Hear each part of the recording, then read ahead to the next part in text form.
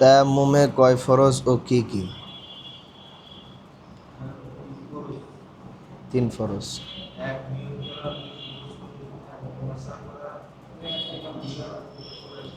তায়াম্মুম আসলে কি? তায়াম্মুমটা কি আসলে? যখন পানি না থাকে, সংক্ষেপে পবিত্রতা হওয়ার একটা মাধ্যম। অজুর বিকল্পে পবিত্র হওয়ার একটা মাধ্যম। যেভাবে আমরা পবিত্র হওয়ার জন্য অজু করি, গোসল করি, তায়াম্মুমও কি পবিত্র হওয়ার একটা মাধ্যম। এবার আসেন বিস্তারিত যে কখন আমরা তায়াম্মুম করি। যখন পানির অভাব থাকে, বেশ কিছু মাসালা আছে, যেমন আশপাশে এমন জায়গায় পানি আছে যে এই পানির আপনি পানি আনতে গেলে হিংস্র পশুর আক্রমণের শিকার হইতে পারেন।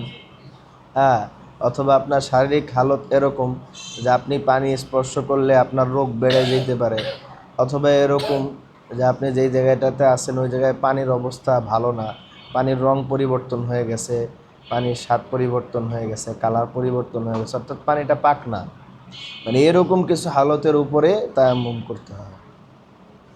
আচ্ছা, তায়াম্মুম অর্থাৎ অজুর বিকল্প, এটাও একটা পবিত্রতা হওয়ার মাধ্যম। যেমন অনেকে শারীরিকভাবে অসুস্থ হইলে মুরব্বীরা বাসায় দেখবেন যে ওনারা ডাক্তার বলছে বেশি পানি লাগাবেন না, অসুস্থ হয়ে যায়, ঠান্ডা লেগে যায় বা বিভিন্ন সমস্যার কারণে ছোট মাটির টুকরা রেখে ওটাতে তায়াম্মুম করে। তায়াম্মুমে 3 ফরজ। কয় ফরজ? 3টা ফরজ তায়াম্মুমে। 1 নম্বরে নিয়াত করা। কি করা? নিয়াত করা। প্রথমেই আমি যে পবিত্রতা অর্জন করছি আল্লাহর জন্য, এই তায়াম্মুমের মাধ্যমে এটা নিয়ত করা। সমস্ত মুখ একবার মাসাহ করা, সমস্ত মুখ একবার মাসাহ করা। তায়াম্মুম করার পদ্ধতিটা শিখাইছিলাম যে কিভাবে আমি মুখটা মাসাহ করব। অর্থাৎ কোথাও ধুলোর আস্তরণ পড়ে আছে, কোথাও একেবারে যে গাঢ় বালি সেটা না। একটা আছে না রাস্তা, ওই যে আপনার এই যে কনস্ট্রাকশনে কাজ করতেছে গাঢ় বালি, ওইটা না, হালকা ধুলার আস্তরণ পড়ে আছে, ধুলার আস্তরণ পড়ে আছে, যে উইড়া উইড়া যেটা লাগে, যে দেওয়ালে কিন্তু এখন হাত দিলে অনেক জায়গায় ধুলা পাওয়া যাবে, ধুলার আস্তরণ পড়ে আছে, মাটি পাথর এইসব জায়গাগুলো হাত দিয়ে প্রথমে এইভাবে আঘাত করবে, করার পরে হাতের সাথে যতটুকু লাগছে এইভাবে ডলা লাগবে না, প্রথমে হাতে যে এইভাবে বাড়ি মারলেন 3 বার, বাড়ি দিলে যতটুকু লাগছে, লাগার পরে এইভাবে বাড়ি দিবেন। কোনভাবে? এইভাবে বাড়ি দিলে অতিরিক্ত যে ধুলাগুলো আছে ওগুলো পড়ে যাবে। কি লাগবে? নাহলে তো মুখে বেশি লেগে যাবে। এই যে এইভাবে দিলে ওই ধুলাটা পড়ে যাবে, পড়ে গেলে তখন আপনি এটা দিয়ে মুখ মাসাজ করবেন। বুঝাইতে পারছি কি না?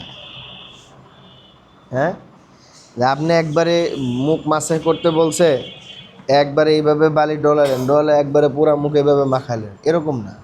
হাত বাড়ি দিবেন এভাবে, যেখানে ধুলার আস্তরণটা আছে বা মাটি, এইভাবে বাড়ি দিলে যতটুকু লাগছে এইভাবে বাড়ি দিবেন। এইভাবে দিলে আবার সব পড়ে যাবে। এইভাবে ডলা দিলে যদি এইভাবে দেন সব পড়ে গেল, এইভাবে দিলেন, এইভাবে দিলে হালকা যেটা আছে ওটা পড়ে গেল, এরপরে পুরো মুখটা মাসাজ করলেন। ঠিক তদ্রূপ একইভাবে ওই 15 পর্যন্ত মাসের জন্য এইভাবে আপনার আগে হাতটা প্রসেস করে নিতে হবে। ঠিক আছে? গোসলে কয় ফরজ ও কি কি? গোসলে 3 ফরজ। কয় ফরজ? হ্যাঁ, জি, হ্যাঁ, হুম, হ্যাঁ অবশ্যই। আপনার যদি সেই সিচুয়েশন না থাকলে আপনি পড়তে পারবেন, কিন্তু দেখতে হবে তায়াম্মুম করার সেই ব্যবস্থাপনা আছে কি না। আপনি তায়াম্মুমটা কীভাবে করবেন? হুম, হ্যাঁ, হ্যাঁ যদি থাকে সেটা ভিন্ন জিনিস, যদি থাকে। আর আসলে তায়াম্মুমটা যে উপকরণ দিয়ে আমি করব সেই উপকরণটা আছে কি না সেটা আগে দেখা। যদি থাকে, আপনার তো নামাজটা ওয়াক্ত মতো পড়তে হবে। এমন যদি হয় অনেক গাড়ি আছে বললে থামায় নামাজের জন্য, বা নিজেরাই থামায়, বা যদি এরকম হয় যে গাড়ি থামানোর সুযোগ নাই বা আপনি বললে থামাবে না, তো সেই ক্ষেত্রে তো আপনার তায়াম্মুম করে নামাজটা আদায় করে নিতেই হবে। সেক্ষেত্রে করা যাবে, অসুবিধা নেই। গোসলে কয় ফরজ ও কি কি? গোসলে 3 ফরজ। কয় ফরজ? 3 ফরজ। 1 নাম্বার কুলি করা, 2 নাম্বার নাকে পানি দেওয়া, 3 নাম্বার সমস্ত শরীর ধৌত করা। কুলি করলাম, নাকে পানি দিলাম, সমস্ত শরীর ধৌত করলাম। ধৌত বলতে অনেক সময় আছে পানি শুধু মগ দিয়ে ঢেলে দিলে সব জায়গায় পানি পৌঁছায় না, শুধু আপনি মগ দিয়ে ঢালতেছেন। গোসল সেরে যখন মুছতে যাবেন দেখবেন হাতের এখানে শুকনা, এইখানে ভিজে নাই, এইখানে ভিজে নাই, মানে পানি তো ঢালতেছেন একভাবে পড়তেছে, সব জায়গায় কিন্তু পৌঁছায় না। সমস্ত শরীর ধৌত করা, এটা হচ্ছে গোসলের ফরজ। যখন গোসল ফরজ হয় তখন। আরেকটা মাসালা বলেছিলাম যে আপনার গোসল ফরজ হয়েছে, আপনি শরীরে পানি ঢালছেন, সবই ঠিক আছে, কিন্তু আপনি কুলি করতে এবং নাকে পানি নিতে ভুলে গেছেন। সেই ক্ষেত্রে অনেকে কী করে, আবার গোসল প্রথম থেকে শুরু করে, আবার কুলি করে। নাকে মনে করেন গোসল শেষ, মুসাবে হঠাৎ মনে পড়ছে যে কুলি করে নাই, নাকে পানি নেয় নাই, কী করে আবার গোসল শুরু করে। হ্যাঁ, আবার শুরু করে। হ্যাঁ, তো তখন দেখা যাচ্ছে আপনার নামাজে রক্ত হয়ে গেছে।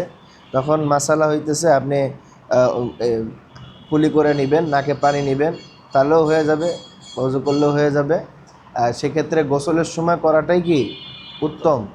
যদি কোনো কারণে ভুলে যান বা হয়ে যায়, সেক্ষেত্রে গোসলের পরবর্তী সময় কুলি করে নেবেন, নাকে পানি নিয়ে নেবেন, গোসলের ফরজ আদায় হয়ে যাবে। এটা সবসময় করতে হবে তা না, হঠাৎ বাইসেন্স ভুল হয়ে গেছে, নামাজের সময় আসন্ন, এখন আপনি পুনরায় গোসল, হ্যাঁ, পুনরায় গোসল করতে গেলে আপনার নামাজে রক্ত চলে যাচ্ছে, এই সিচুয়েশনগুলোতে এটা করা যাবে। আচ্ছা,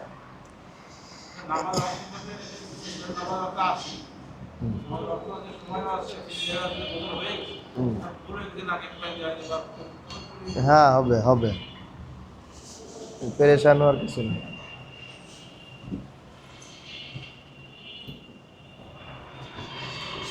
আল্লাহ,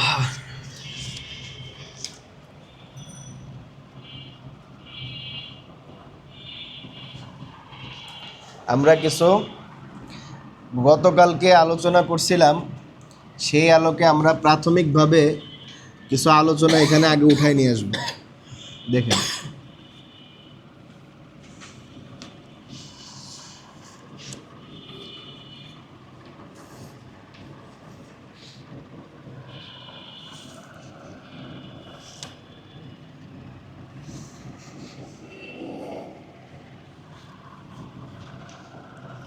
ঠিক আছে, এখানে লিখলাম কি দেখেন, এই যে জিনিসটা দিছে, একটা মার্জিন দাগ দিছে না, একটা মার্জিন দাগ দিছি মাঝখানে, এটা মনে মনে ধরে নেবেন যে এটা যে কোনো একটা হরফ বা অক্ষর। হরফের উপরে যেটা থাকে এটার নাম কি? জবর। হরফের নিচে যেটা থাকে এটার নাম কি? জের। কোনাকুনি আড়াআড়িভাবে এরকম একটা টান, একই রকম দেখতে, হরফের উপরে থাকলে নিচে থাকলে জের। এই দেখেন, রস্যকারের মতো উল্টা করে একটা দেয়া আছে, এটার নাম কি? গোলমাথা পেশ। এটা কোথায় থাকে? হরফের উপরে না নিচে থাকে? উপরে থাকে। এটাকে আমি হরফ মনে মনে ধরতে বলেছি। এরপরে দেখেন, এখানে আরেকটা আছে কিছুটা পেশের মতো, কিন্তু মাথাটা চিকন। মাথাটা কি? চিকন, বড়শির মাথার মতো। বড়শির মাথা দেখে চিনেন না?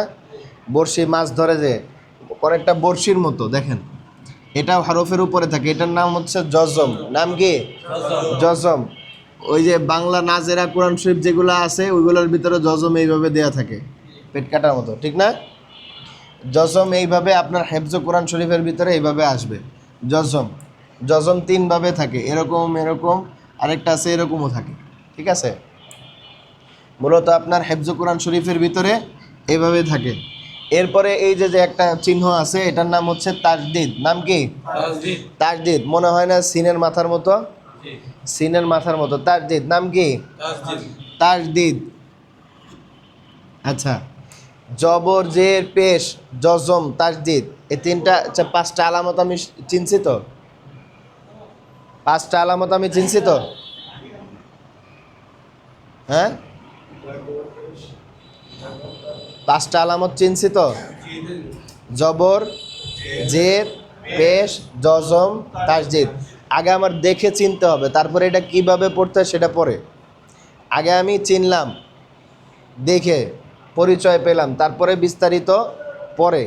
আগে আমি চিনছি যে এটা জবর, এটা জের, এটা পেশ, জজম, তাসদীদ। এগুলো যদি হরফের সাথে আসে, এই যে জবর জের পেশ, এই যে তিনটা জিনিস, এগুলোকে হরকত বলে। কি বলে? কি বলে? হরকত বলে। হরকতের উচ্চারণ তাড়াতাড়ি পড়তে হয়, তাই না? হরকতের উচ্চারণ, এই জবর জের পেশ যখন হরফের সাথে আসে, হরফের উচ্চারণটা একটু তাড়াতাড়ি করতে হয়।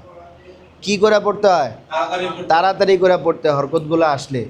জবর জের পেশ জজম তাসদীদ, এই পাঁচটা জিনিস যখন হরফের সাথে আসবে, গতকালকে বলেছিলাম হরফ তার মূল অবস্থায় ফিরে যাবে। কিসে? মূল অবস্থায়। যেমন বা, বা লিখতে কি লাগে বাংলায়? বয়াকারে বা। এই বা এর মূল অক্ষরটা কি? ব। যখন জবর আসলো তখন বা জবর বা, যখন জের আসলো বা জের বি, যখন পেশ আসলো বা পেশ বু, এইভাবে পরিবর্তন হইতে থাকবে। জজম আসছে, প্রথমে আপনার মূল অবস্থা অক্ষরটা ফিরে যাবে। কিসে ফিরে যাবে?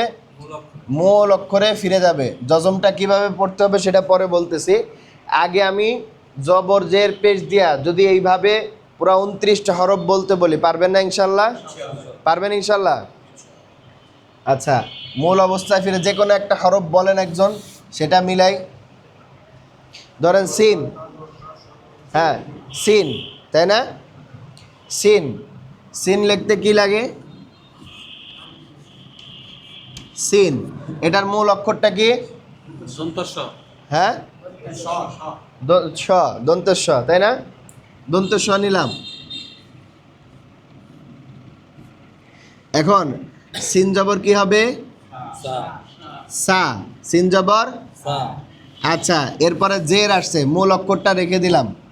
সিনজের সি, সিনজের মূল অক্ষরটা রেখে দিলাম। পেশ আসছে, সিন পেশ সু। সিন পেশ সু হবে নাকি সিন পেশ সিনু হবে?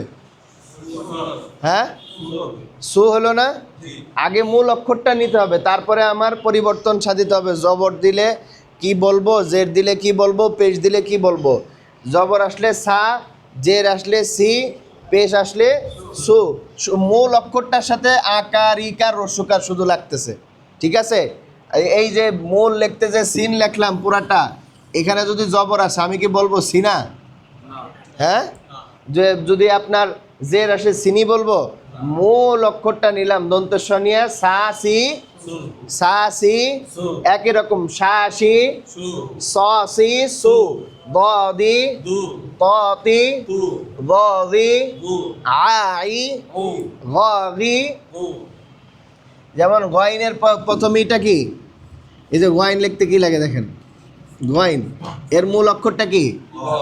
গ, তাই না? এবার বুঝতে পারছেন তো? বুঝছেন?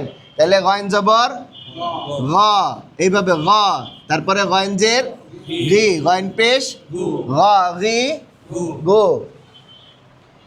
সহজ না? মূল অক্ষরটা প্রথমে আমার আগে বার করতে হবে। ঠিক আছে? বলবেন হুজুর এইভাবে কি সবসময় বের করে পড়া সম্ভব? না, এটা হচ্ছে আপনার প্রাথমিক সূত্র। আপনি প্রথমে আস্তে আস্তে শিখলেন, এটা যখন কয়েকবার অ্যাপ্লাই করবেন আস্তে আস্তে, তখন অটোমেটিকলি আপনার জেহেনে চলে আসবে। কয়েকবার পড়ার পরে আস্তে আস্তে এটা আপনার জেহেনে চলে আসবে ইনশাআল্লাহ। এরপরে আমাদের এই যে ভিডিওগুলো হয়, আমার আগের ক্লাসগুলো আছে, এখন এই ভিডিওগুলো হয়, এখানে হাজার মানুষ দেখে। যারা পারে না শিখে এখান থেকে, আলহামদুলিল্লাহ। তাই এখান থেকে অনেক সময় আছে দেখার সুযোগ আছে। তা এখন আপনার জজম, জজমের পরিচয় আমরা পেয়েছি। তারপরে কি আছে? তাসদিদ আছে। হরফের মূল অবস্থাটা নিলাম জবর জের পেশের সাথে। এখন আপনার জজম আসছে। কি আসছে? জজম আসছে। আচ্ছা, জজম যখন আসবে,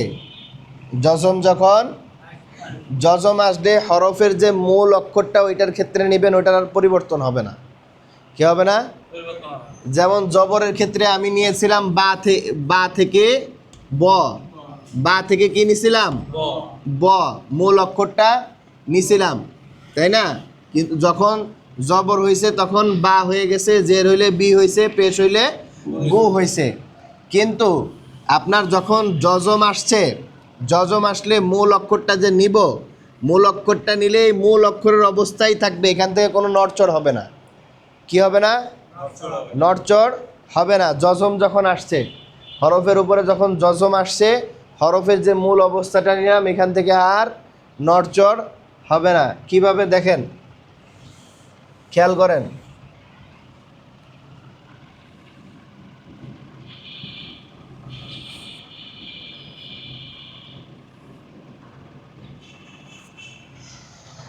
হামজা জবর কি হয়? হামজা জবর, হামজা জবর আ। হামজা কেন বললাম? এটা তো আলিফ। আলিফের উপরে জবর জের পেশ যায় আসলে আলিফ কি হয়ে যায়? উচ্চারণ হামজা হয়ে যায়। হামজার উচ্চারণও আ, আলিফের উচ্চারণও কি? আ।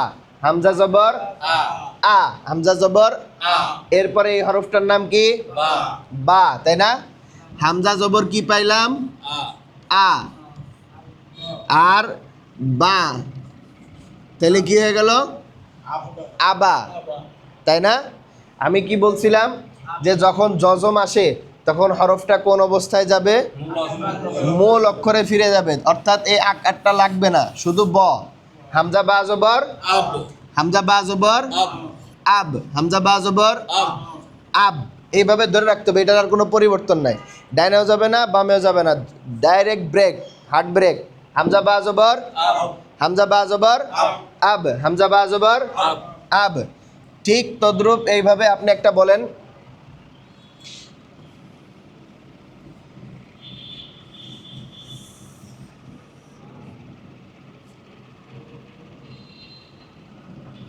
একটু ঘুরায় ফিরায় দিই যাতে আপনার বুঝতে সুবিধা হয়। দেখেন, এখানে আপনার প্রথমে যে হরফটা আসছে আপনারা সবাই বলবেন, আমি শুধু আপনাদের কথা অনুযায়ী চলবো। এই হরফটার নাম কি? কিভাবে বুঝছেন? তিন দাঁত, তিন মাথা। চেহারা দেখে বুঝে গেছে এটার নাম কি? সিন। বুঝতে আমার কোনো কষ্ট হয় নাই। সিনজের কি হবে? সিনজের সি। পরের হরফটার নাম কি? আগে সিনজের সিটা বের করে নিছি। প্রথমে আগে বের করে নেবেন সিনজের কি হয়েছে। এটা এটা তো আমি লেখে বুঝাইতেছি, এটা মনে মনে আপনি ধারণা করবেন। সিনজের সি। এরপরে হরফটার নাম তা। নাম কি? তা। কিন্তু জজম হওয়ার কারণে এটা কিসে ফিরে যাবে? মূল অক্ষরে। মূল অক্ষরটা কি? ত। তাহলে সিনতাজের সিনতাজের সিত। যদি এখানে জবর থাকলো সিনতা জবর সিনতা জবর সিনতা পেশ। কথা ঠিক আছে? আপনি বলেন যে কোনো একটা হরফ ডাইনে বামে, আপনারা বলেন, যে কোনো একজন বলেন, আপনি বলেন, সৌরভ বলেন, যে একটা বলেন, একটা বানায় বলেন। হ্যাঁ, আম। হামজা মিম নাকি? হ্যাঁ, আম।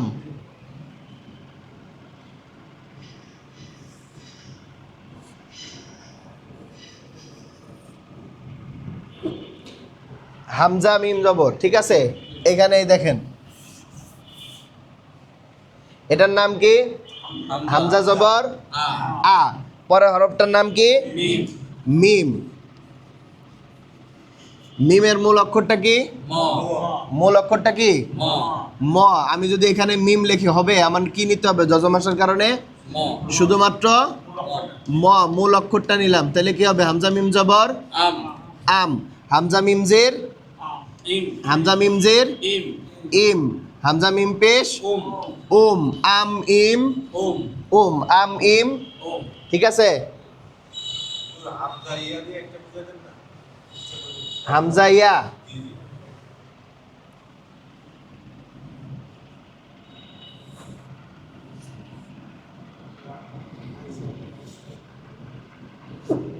হামজা জবর কি হয়?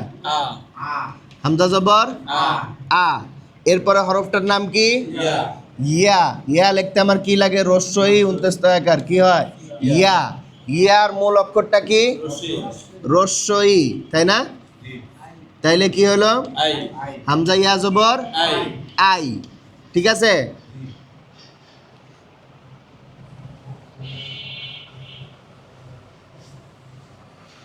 মোটামুটি একটা ধারণা পাইলাম, তাই না? জজমের ক্ষেত্রে কি পাইলাম? একটা ধারণা পেলাম। জবর জের পেশ যখন আসে, হরফ তার মূল অবস্থায় ফিরে যাবে। ফিরে যেয়ে তখন এই জবরের সাথে মিলে উচ্চারণ একটা হবে, জেরের সাথে মিলে উচ্চারণ একটা রস্বীকারের মতো হবে, পেশের সাথে মিলে রস্যকারের মতো হবে। কিন্তু যখন জজম আসছে তখন হরফ তার মূল অবস্থায় ফিরে যেয়ে ওই অবস্থায় থাকবে, কোনো নড়চড় নাই। কি নাই? কোনো নড়চড় নাই। হরফটা একবারই উচ্চারণ হয়ে জায়গায় অবস্থান করতেছে, কোনো নড়চড় নাই। দেখেন এরপরে যে চিহ্নটা আসছে এটার নাম কি? তাসদিদ। নাম কি? আমি জজমটা যখন লিখছিলাম একবার একটা টান দিয়ে লিখছিলাম, তাসদিদটা লিখতে আমার কয়টা টান দেওয়া লাগলো? দুইটা। কয়টা? দুইটা, দুইবারে লিখলাম।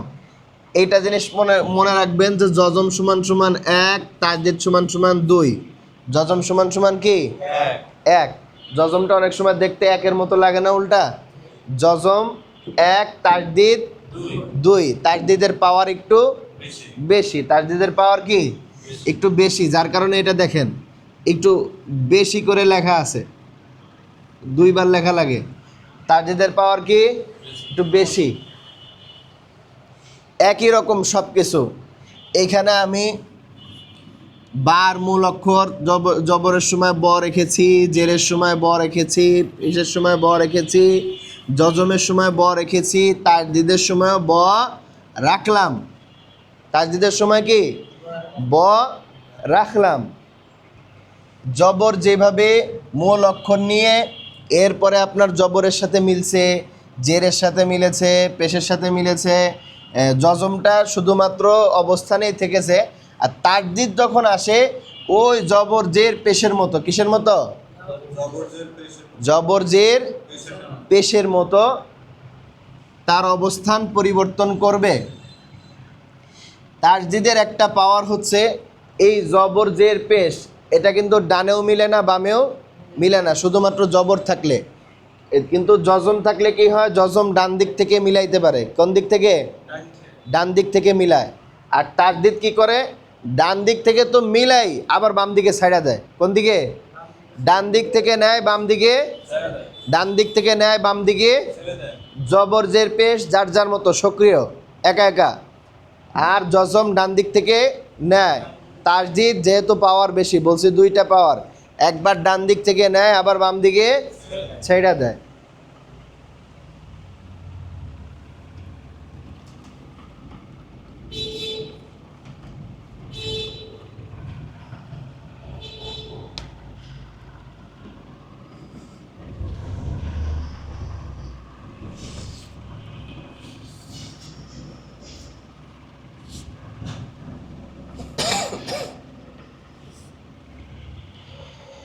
দেখেন ডান দিক থেকে নিলাম বাম দিকে ছেড়ে দিলাম। হামজা জবর কি প্রথমে আমরা বের করি? হামজা জবর।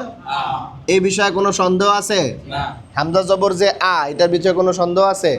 হামজা জবর আ। এখন আমি বলছিলাম যেই পাঁচটা অবস্থা আসলেই হরফ তার মূল অবস্থায় ফিরে যায়, তাই না? হামজা জবর আ, তাহলে এখানে বা আসছে, বার কোন অবস্থাটা নিব? ব।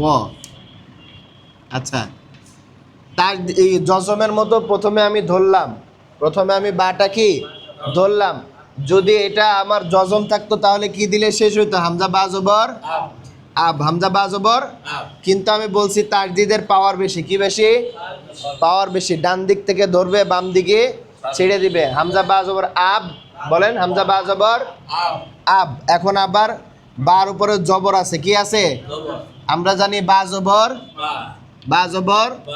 প্রথমে বা ধরলো, তারপরে বা ছেড়ে দিল। হামজা বা জবর আব, বা জবর হামজা বা জবর বা জবর। অর্থাৎ তাসদিদ আসার কারণে এই হরফটা আমার দুইবার পড়তে হবে। কয়বার?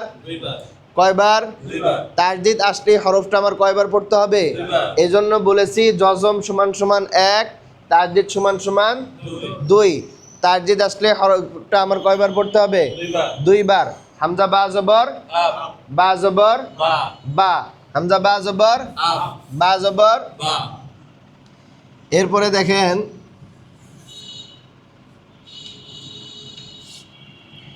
তা জবর কি হয়?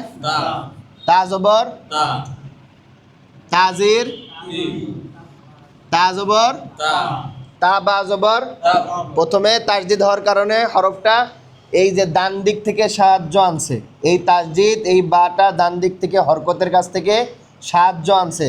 তা বা জবর তাব, বা জবর কি হলো তাব্বা।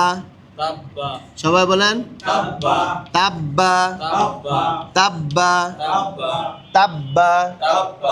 কথা ঠিক আছে? অন্য একটা বলেন, দেখাই দিই। কোথায়? মিম।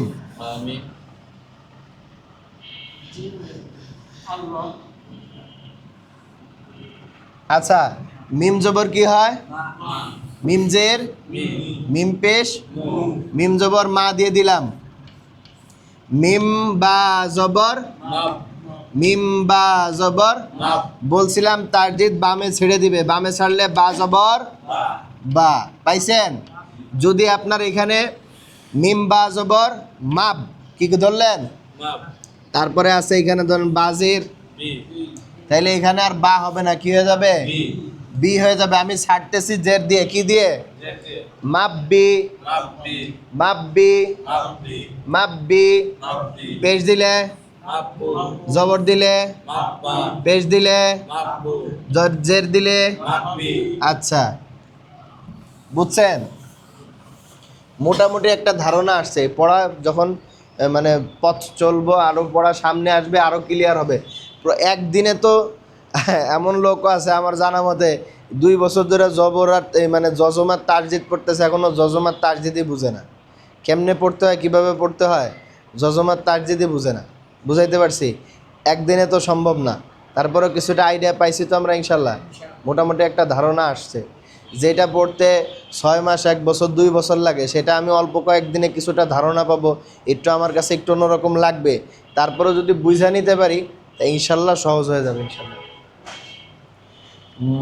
মোট কথা হচ্ছে প্র্যাকটিসে রাখা। আমরা পড়লাম, শিখলাম, থুয়ে দিছি, আর দেখলাম না, খবর নাই। শিখলাম, কিন্তু এটা যদি আমি প্রতিনিয়ত প্র্যাকটিস না করি এটা তো থাকবে না। প্র্যাকটিসে নিয়ে আসা। তাহলে আজকে জবর জের পেশ জজম তাসদিদ এই কয়েকটা নিয়ে আলোচনা হয়েছে। হরকতের উচ্চারণ বলছিলাম তাড়াতাড়ি করতে হয়। কিভাবে? তাড়াতাড়ি পড়তে হয়। কিভাবে? তাড়াতাড়ি পড়তে হয়। আগামীকালকে লাস্ট একটা কথা বলে শেষ করে দিই। আগামীকালকে মদের ওরফ পড়াবো ইনশাআল্লাহ, আল্লাহ যদি হায়াতে রাখে। একটা কথা বলে শেষ করে দিই, এটা হলো আমি আরবি 29টা হরফ নিয়ে, কি নিয়ে? 29টা হরফ। কয়টা হরফ? 29টা হরফ নিয়ে আমি একটা রেল লাইন বা আমি একটা গাড়ি নিয়ে যাত্রা শুরু করছি। কি নিয়ে? আরবি 29টা হরফ নিয়ে আমি যাত্রা শুরু করছি। ঠিক আছে? 29টা হরফ নিয়ে যাত্রা শুরু করছি। এই যাত্রা পথে আমার সব থেকে বেশি সাক্ষাৎ হবে জবর জের পেশ। কার সাথে? জবর জের পেশ। একটু পর আসবে। কিসের পর? একটু পর আসবে। এরপর এর থেকে একটু কম আসবে জজম। কি আসবে? তার থেকে একটু কম আসবে তাসদিদ। অর্থাৎ আমি এখান থেকে টঙ্গী বাজার যাইতে জবর জেরের সাথে আমার দেখা হবে 50 বার। কয়বার? 50 বার। এই জজমের সাথে দেখা হবে আমার 20 বার। কয়বার? 20 বার। এই তাসদিদের সাথে দেখা হবে আমার 5 বার, 7 বার, 10 বার হইতে পারে। অর্থাৎ সব থেকে বেশি দেখা হবে কার সাথে? জবর জের পেশ হরকতের সাথে। কার সাথে? হরকতের সাথে। কোরআন শরীফ আমি যখন পড়ব, এই যে মুরাক্কাব হরফগুলো গতকালকে শিখাইছিলাম, এই হরফগুলা, এই হরফের যেই মূল চেহারা আছে এগুলো নিয়ে আসবে, এর উপরে হরকতগুলো জবর জের পেশ থাকবে। এগুলো ঘন ঘন আসবে আমার সামনে। কি আসবে? ঘন ঘন আসবে। সব থেকে বেশি আসবে হরকতগুলো জবর জের পেশ, এগুলো ঘন ঘন আসবে। জবরটা আমি যদি শিখতে পারি, জবর আসলে হরফের উচ্চারণটা কেমন হয়, তাহলে ম্যাক্সিমামটা আমার কাভার হয়ে গেছে। কি? জের আসলে হরফের উচ্চারণটা কি হয়, এটা যদি আমি শিখি, ম্যাক্সিমাম আমার কাভার হয়ে গেছে। পেশ আসলে যে হরফের উচ্চারণটা হয়, এটা যদি আমি শিখি, এই যে কয়েকদিনে শিখলাম, তাহলে আমার অনেকখানি কাভার হয়ে গেছে। এরপরে আসেন, এর থেকে কম আসবে জজম। জজম আসলে আমি উচ্চারণটা বলছিলাম, ডান দিক থেকে হরকতের সাহায্য নিবে, হরফ তার মূল অবস্থায় যে চুপচাপ বসে থাকবে। কোনো নড়াচড়া লাগবে না। হরফ ডান দিক থেকে আসছে, হামজার যে উচ্চারণ, হামজা জবর আ, জজম আছে বার উপরে ব, তার মূল অক্ষর নিয়ে চুপচাপ বসে আছে, কোনো কাজ নাই। কি নাই? কোনো কাজ নাই, চুপচাপ বসে আছে। হামজা বা জবর আব, বামে আর সরা লাগবে না। তাসদিদ যখন আসলো তখন ডান দিক থেকে নিলাম, বাম দিকে ছেড়ে দিলাম। বাম দিকে কিভাবে ছাড়বো? বাম দিকে রাস্তায় আমার দেওয়া আছে, সাইনবোর্ড দেওয়া আছে, ডানে যান, ট্রাফিক সিগন্যাল দেওয়া আছে, বামে যান। হ্যাঁ, যদি আপনি গুলিস্তান নামতে চান ফ্লাইওভার দিয়ে বামে নেমে যান, আছে না? হ্যাঁ, এই ট্রাফিক সিগন্যাল দেওয়া থাকে। ঠিক তেমনি এই জায়গায় তাসদিদওয়ালা হরফের উপরে এই যে তাসদিদ আসছে, তাসদিদ দেওয়ার পরে আমি প্রথমে ডান দিক থেকে তা বা জবর তাপ ধরলাম। এখন আমার এখানে ট্রাফিক সিগন্যাল, আমি যে বামে ছাড়বো, বামে নামবো, এখন কি আমি মানে বামে নিচের দিকে নামবো না উপরের দিকে উঠবো? কিভাবে উঠবো? এখানে সিগন্যাল দেওয়া আছে, যদি পেজ দেওয়া থাকে তাহলে আমার গাড়ি নিয়ে কোন দিকে উঠতে হবে? উপরের দিকে। তা বা জবর তাপ বা পেশ, সিগন্যাল দেওয়া আছে, এই যে সিগন্যাল, আপনি উপরে উঠেন। কোন দিকে? উপরে উঠেন। যদি জবর দেওয়া থাকে তা বা জবর তাপ বা জবর বা, আপনি নিচের দিকে নামেন। যদি জের দেওয়া থাকে তা বা জবর তাপ বাজির বি, আপনি বামে সরে যান। কোন দিকে? বামে সরে যান। তা বা জবর তাপ বাজির বি। এইভাবে আমার সিগন্যাল তো দেওয়াই আছে, সাইনবোর্ড দেওয়া আছে, আমার শুধু দেখে এটা বুঝে পড়তে হবে। ঠিক আছে? হ্যাঁ, সিগন্যালটা বুঝতে হবে। অর্থাৎ তাসদিদ আসলে হরফটা আমার দুইবার উচ্চারণ করে পড়তে হবে। আল্লাহ পাক রব্বুল আলামিন আমাদেরকে সহজ করে দেন। সুবহানাকাল্লাহুম্মা ওয়া বিহামদিকা আশহাদু আল্লা ইলাহা ইল্লা আনতা আস্তাগফিরুকা ওয়া আতুবু ইলাইক।